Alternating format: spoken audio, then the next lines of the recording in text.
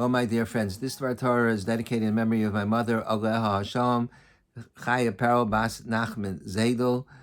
Aleha Hashem, her 38th yahrzeit will be this Monday.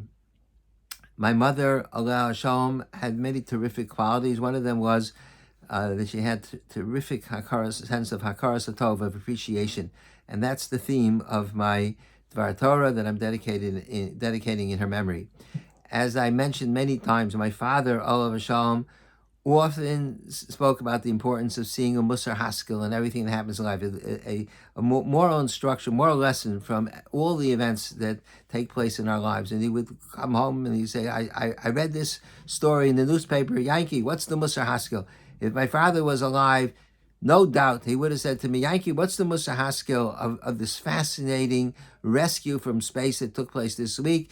Sonny Williams and Butch Wilmore were stranded in outer space for the last 9 months, and then Elon Musk sent up a spacecraft to bring them back to Earth. What is the Musar Haskell that we can learn from this? So I would answer my father that, and I think that he would appreciate this, hopefully, as well as with my mother, is that the lesson is that we are all like astronauts stranded in outer space. What do I mean by that? Why? I mean, none of us went up in a rocket ship. The answer is because every morning when we wake up, the first tefillah that we're supposed to say, even before we wash our hands with Nego Aser, the tefillah doesn't have the name of Hashem, so you're allowed to say it. The first thing you say when you wake up is Moda Ani L'Fanecha Melech Avikem. I appreciate HaKadosh Baruch Hu that you return my neshama to me, and I'm expressing my hakaras hatov, my appreciation. This tefillah is one of the first tefillahs that we learn as young children, maybe the first. They were young kids. My mother probably taught me Modani when I was 2 years old, and unfortunately, Modani is an enormously powerful tefillah. I'll share with you in a moment why it is so powerful.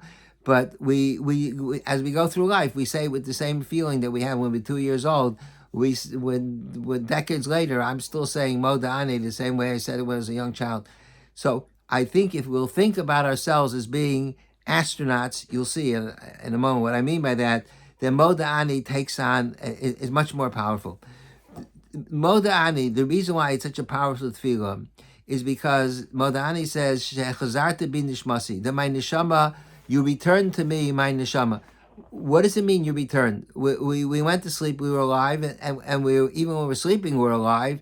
So what does it mean that the neshama is returned to me? So the answer is, the Modani reflects the fact that, first of all, the Gemara says when a person goes to sleep, it's 1/60th of departing from this world. At a certain level, a person goes into suspended animation, and therefore it's similar to dying at a certain level.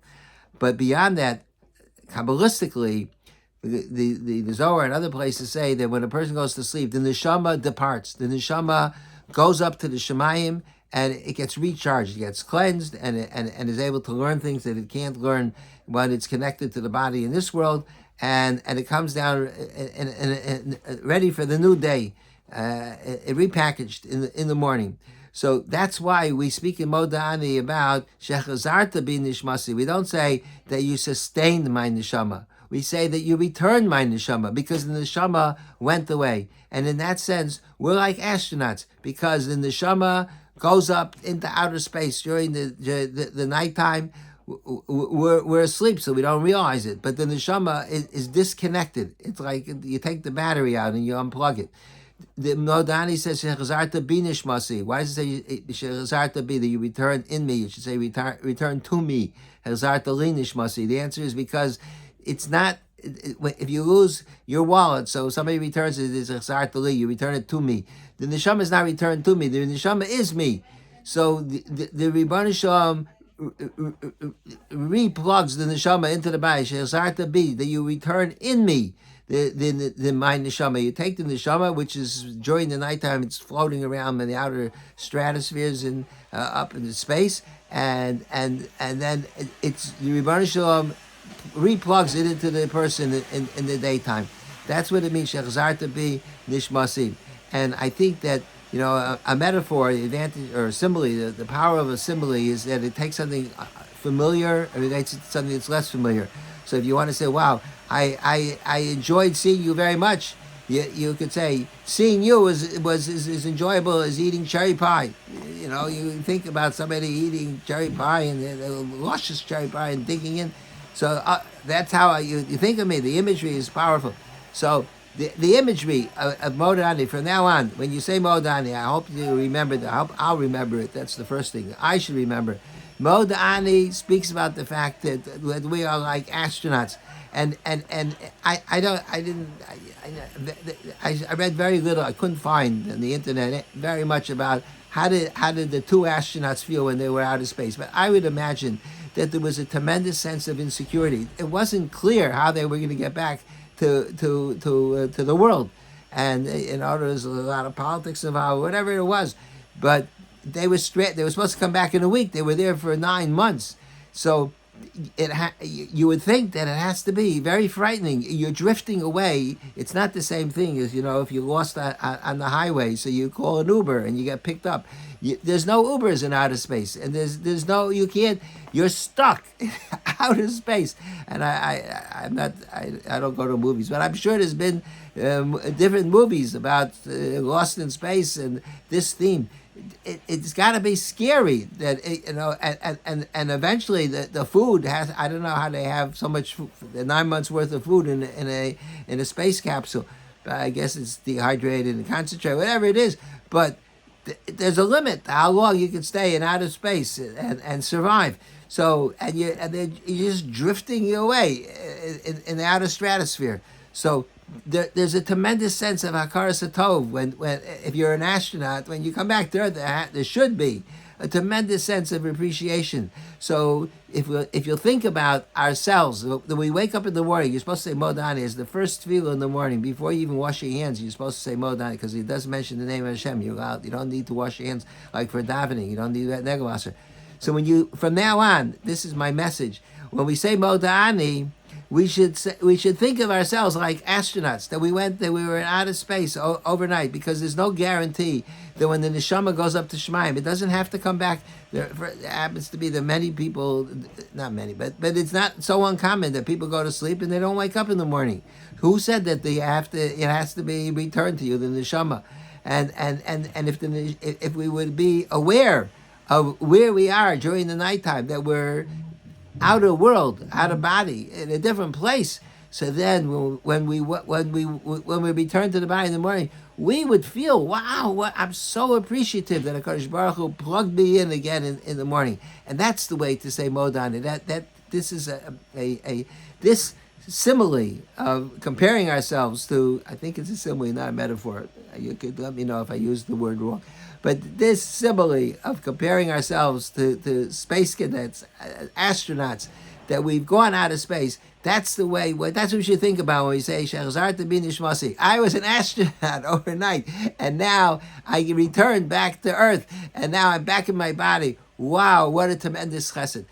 I was thinking that we say Moda Ani. Why not Ani Moda? Moda Ani means thankful. Ani I.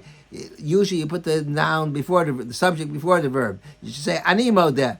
I was thinking because we don't want the emphasis to be on me. The emphasis is on our appreciation to Kadosh Baruch Hu. So the first thing we say is Moda. I'm appreciative. Moda Ani. I'm appreciative am I to HaKadosh Baruch Hu. And I think that what makes the tefillah even more powerful is the choice of the words Shechazarta b'nishmasi bechemra. The word chemra means with compassion. Now in Hebrew, there's, as in every language, there's words that are synonyms. They seem to have the same meaning, but the rule is that there's no such thing as a synonym in Hebrew. Everything has its own unique meaning. So what's the difference between chemra and rachamim? They both mean compassion. What's the difference between them? So one of the places to look is in the Malbim. Malbim always studies the meaning of words. But I had my own theory, and I was so excited because I looked all over it to see if anybody else says it.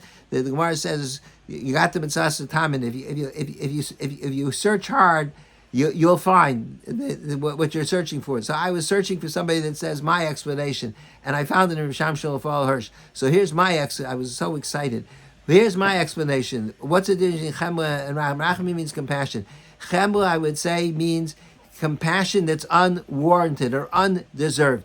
And what's my basis? Because the word chemla appears in the Haftarah that we read 2 weeks ago when Shaul went with the Jewish people to wipe out to destroy Amalek. So it says Vayachmol Shaul v'am al Agag v'al Atzon. Shaul and the people had compassion on Agag and on the cattle. Agag didn't deserve any compassion. The Navi tells how when Shmuel came, Shmuel took a sword and struck Agag because he caused so much suffering to so many people. He didn't deserve. He was a tremendous Russia. He didn't deserve to warrant the compassion of Shmuel, of Shaul and the people. So that's why the uses the word Vayachmo. They had it was undeserved, unwarranted compassion. You find the same word Vayachmo in many places in Tanakh. One of the places in Bereshis in Perek Yud Tes Pasuk Tezayin 19:16. The Chumash says B'chemas Hashem that Lot was saved through the compassion of Hashem. By the Malachim came to save Lot when Sodom and Amorah was destroyed. There also it says this is where Rav Sham Shlofer Hirsch offers this explains that Chemla means unwarranted compassion because Lot didn't deserve to be saved. Lot put himself in that position. He's the one that moved to Sodom. He didn't belong there. So it was a chesed that was unwarranted. So when we say Modani, we don't say that you had compassion. It's Bechemla, means it's undeserved. Because who said that we deserve to come back to the next day? First of all, by what token do we deserve? What did we do that we deserve it? But especially because there are things that we do during the day that are not so great. It's like you tell a child, don't do this, don't do this. You tell them 100 times. And you keep on warning. If you do it, you're not going to get this. How many times you have to warn the person? Kadosh Baruch Hu, we have a Torah. God tells us exactly what we're supposed to do with our lives. And we waste our lives, and we don't use it purposely, and we're not appreciative. And when we wake up in the morning, yesterday we woke up in the morning, we had no appreciation. The day before we woke up, we had no appreciation. And during the day, maybe we spoke Lashon Hara, or maybe we wasted our time, it was Bittul Torah, or maybe we down without coming. So many things that we could do during the day that are inappropriate. So who said that God has to return our neshama? You know why he returns it? It's bechemla. It's unwarranted. And even the Rishayim, there are people who are evil. They live long lives. They can live to 70, 80, 90, 100 years old. Why are they still alive at that age? It's because it's bechemla, HaKadosh Baruch Hu, unwarranted compassion. And to some extent, we're not Rishayim, Baruch Hashem, but we're still, there's the things, everybody does things that are not so great.